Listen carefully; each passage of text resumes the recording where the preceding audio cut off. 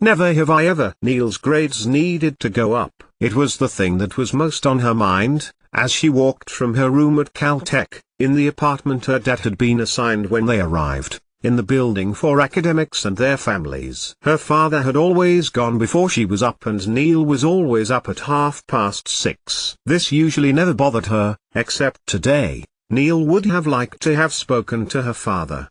What are your friends like? Friends? Neil thought about the students at Sherman Oaks High. They had spoken to her, asked her about England, and what she liked. They weren't exactly friends. She knew one or two of the other academic brats, as children of academics were called. None she had met at Leicester only 2 years before, whose father was an archaeologist from Botswana. She would be going in a few months, to Australia, this time. And Nana was getting in all the studying she could because it was unlikely she was going to get much done in the Torres States other than what I make for myself.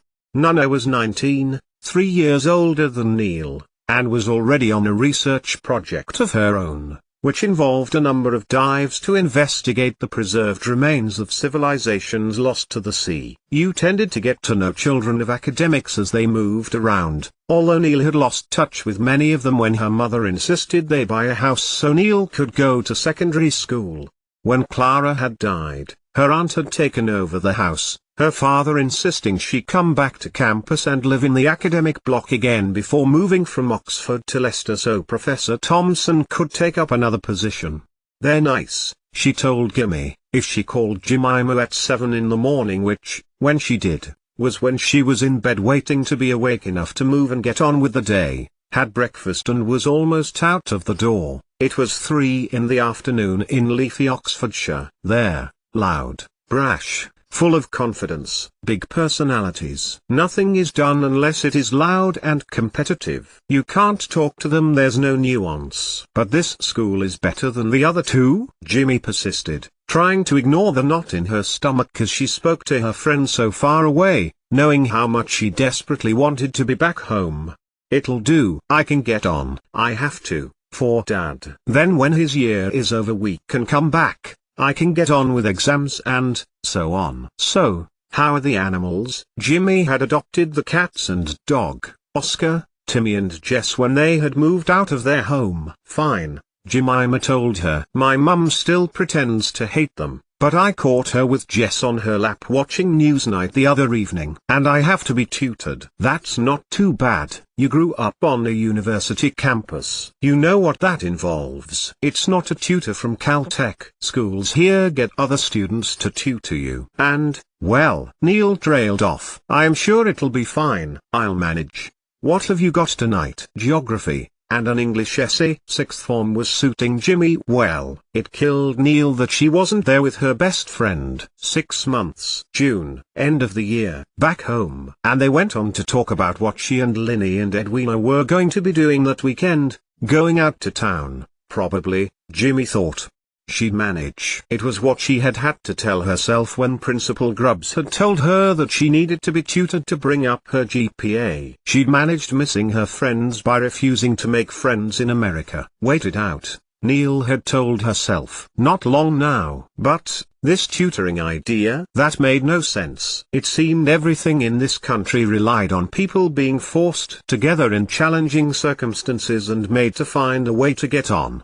Give me the syllabus and I'll do it, Neil told the principal when Shreen Grubbs had told her that she would have to do much more to get an A+ grade average. Neil was used to being a self-sufficient, independent student. You need to mix, the principal told her. Why? To get on in life, sweetie, Principal Grubbs told her, stepping towards her. Neil put up a hand. First, please don't call me sweetie. Second, I am here because, as you know, my father is paying money for he here so I can, potentially, go to an Ivy. Thirdly, as soon as I possibly can, I'm going home, therefore no Ivy needed. It was a lot for Neil to say. Here, people like to talk, usually about themselves. And if they were not talking, they were listening to other people talking about themselves, and preparing counter-arguments for things hadn't liked to hear.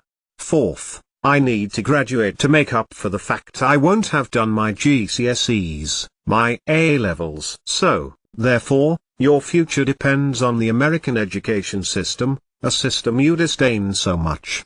Disdain? Neil asked, shaking her head. She didn't disdain it, she was indifferent to it. A punishment she had to endure for unknown crimes. They must have been big. To miss her mother, so very much. Neil was a campus brat, she knew that, of course. A life of distance and few ties because you were, 1 minute, in Oxford, the next, Leeds, the next Leicester, as one or both of your parents got new jobs. So you got a new school, for a while, and help on campus from academics whose job it was to have children of academics check in with them to ensure school was going well. Sherman Oaks was going to be no different from that. But there was always a program to study, not just made up assignments and be mentored by your peers. And it means you will have to be here into your senior year, unless you do extra credits to graduate early. I know all of this, which is why you need people who know how it is done. Ha! After this, you could be valedictorian.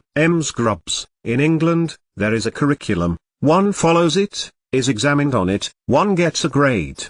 Give me the syllabus and I can go through it. And I have no idea what valedictorian means. Principal Grubbs folded her arms. And doesn't one need extra credit for something called ... a UCAS application? Oh, don't think I don't know. If one, Neil emphasized, realizing she had used yet another word that had marked her out as the ice-cold Brit, does not already have an offer. She didn't mean it, it was how it was taken, as if she were doing it on purpose. But it's not an offer. The Cavendish, Cambridge, your family might well have worked there over countless generations. They did, Neil assured her, and was about to elaborate, when the principal continued. It requires your hard work in your spare time at Caltech, with fetching and carrying and so for the academics there. And, it will require your APS to be at least an A+. So, back to my first point, you will need to collaborate, on a group project. And your test scores need improving by you knowing something about American and world history. American and world history according to the USA, Neil pointed out, at last feeling aggrieved at how the conversation was going. So, I will do the collaboration and I will need a copy of the curriculum for every one of my subjects so I can go through them and identify areas I need to work on. With your tutor. It'll be a junior, someone at your level. Grubbs paused, and placed a hand on one hip. 2 students, as you have so much to get through. Neil sighed inwardly. Another thing to work through. Is this what a prison sentence was like? Days to be ticked off on a calendar. Jimmy had sent Neil a diary for Christmas. Filofax. Now retro, it was the thing to have if you were a young up-and-coming person in the 1980s, working in the finance district of London. There was always the footage on throwback shows of one man using a huge mobile phone to demonstrate how time had moved on. Neil had been crossing off the days in said Filofax, having circled the month of July as when her prison sentence would end. Tutoring by 2 students who would no doubt be as loud and overbearing as everyone was in this country was just the added pain she had to endure. Brash, arrogant, vacuous no doubt. Both valedictorian potential, Ben Gross and Devi Vishwakarma. And you so do know what valedictorian means, having been born and raised on a university campus. And not just any university. Neil rolled her eyes. Of course she knew. But she didn't know what she didn't know. That was the problem. It was true, so she would need help. The reason I know? I was one too. My father is still working now. His last paper, Oxen and the Civil War, was read by over 9 people. As many as that? It wasn't sarcasm. Neil knew that such a high figure in such a voluminous career was like having over 10 million YouTube subs. Then, the thought back to what the principal and what she had just told her. Tutored by 2 students from this school, who would talk over one another and be absolutely convinced they were right. Do I get a choice? 88,888,888. No, Neil, you do not get a choice, and neither did Devi Vishwakarma, or Ben Gross. 88,888,888. Neil had been oblivious to the questions, the pointing and the staring. Oblivious was not the right word. Good at ignoring it. If there was an Olympic medal for keeping calm and carrying on, Neil would have been a repeat recipient. There had been the questions, which had been nice, and the comments about Britain, which she accepted. There had been girls who wanted to talk about her home country, which she answered, politely, but curtly. No discussion, no sharing details. No one had to know about her, any information, or personal life. "Did you know we have to tutor the Ice Maiden?" Ben caught up with Devi at the end of the day, as Neil Thompson walked past them, alone as usual. "She never talks to anyone," Devi told them. "Goes off, home, presumably." "Do you know where she lives?" Ben walked along the path to where he had parked his father's car. Howard Gross knew his son took it to school now, and Ben, who had been intimidated by Paxton's air of coolness in being a year older and practically a driving veteran, now proudly showed up every morning in the vehicle, blipping it closed with a pretended air of nonchalance. "At the university, on campus. Her father is a professor there." "How do you know that?" Ben turned to Devi in shock. Had she, his academic frenemy, his not-so-secret crush, been speaking to the Brit? "Kamala, you know," Devi replied, shrugging, as if she cared far less than she did. "And what else does Kamala know?" Ben was looking at her, intrigued. Devi probably shouldn't have said anything but, "You know," this was Ben and she was, of course, Devi. "That she lost her mother recently, she died of cancer, and her dad moved here. And she has run away from 2 schools." "No way." Ben's eyes lit up in the same way as they always did when he became interested in someone else doing something wrong. "Way," Devi told him. "She was at Hartman Hill, and before that, at the Int. And now she's here." "She's strange." Strange, because she had barely spoken to Ben, and he was being an absolute delight. "She's just reserved," Devi told him. "Different." "It's not how I imagined a British person to be." "No, I imagined," Ben pointed to the far distance, "I'll take all that land, thank you. Build my palace there, and ignore the indigenous, they can be my servants." Ben. Devi laughed. And she did not then choose to condemn his stereotype. "Invading our school, taking our spare time with no thought for others. She actually isn't that good. She has a C average. Principal Grubbs is helping her get up to an A+.